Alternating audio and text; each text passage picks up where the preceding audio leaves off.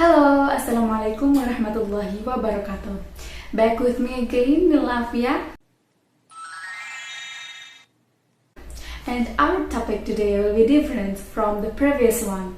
Instead of being curious, let's get started. Being a good speaker in English is most people's dream. However, not a few of them know how to be a good speaker in English, especially in non-native speaker country like Indonesia. How can we deliver the message and how let our listeners understand our material even in English? I have some tricks about how to be a good speaker in English. Some of these tricks are improving pronunciation, mastering the material, and building self-confidence. If you want to know more, come with me.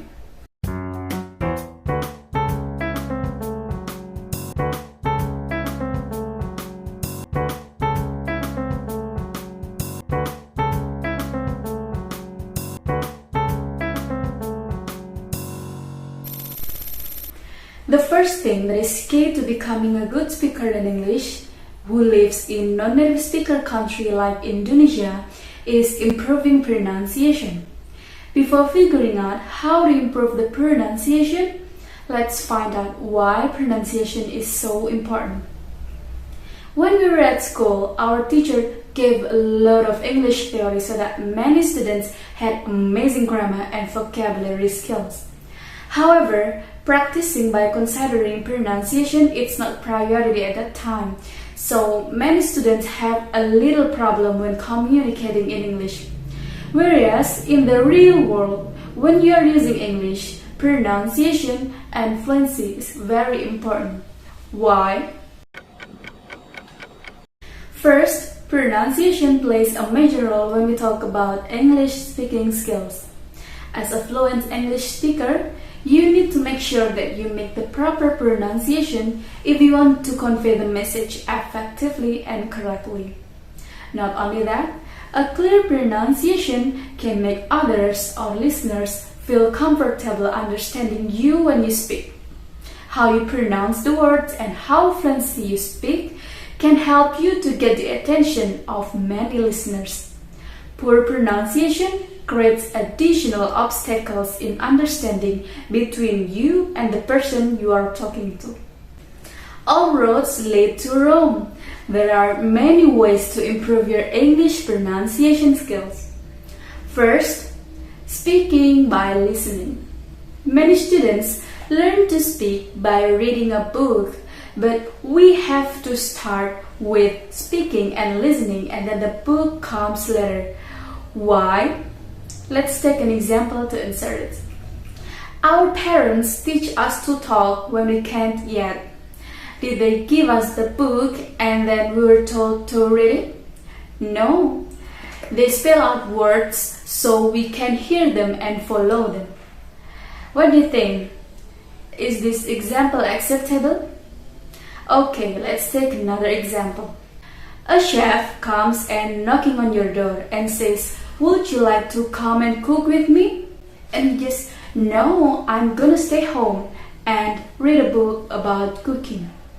Why do you choose to read a book when you can do it? That's the point. Well, let's continue to the second way to improve your English pronunciation skills. You can use imitation method. You listen to something and you imitate it. It's better if you use your words and do not imitate 100% of what being said. You can record your voice when you use this method.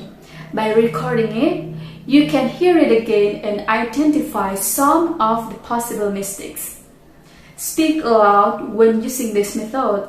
It helps muscles on your mouth to work and make it familiar and comfortable so that the English sounds created can be more natural. Get used to learning and using the correct pronunciation consistently. This will help you to make noticeable improvements in a short time. In addition, a good speaker must also master the material. Mastering the material gives confidence when you deliver it because you will more easily to develop your arguments that you have mastered so that no worries arise when you deliver it. Mastering the material is also done to anticipate questions from the listeners.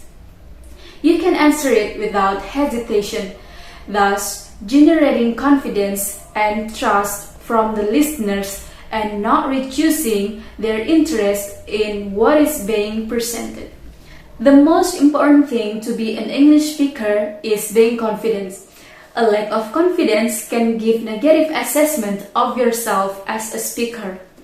Even if you don't feel good about your English, you should try to build your confidence by pushing your comfort zone.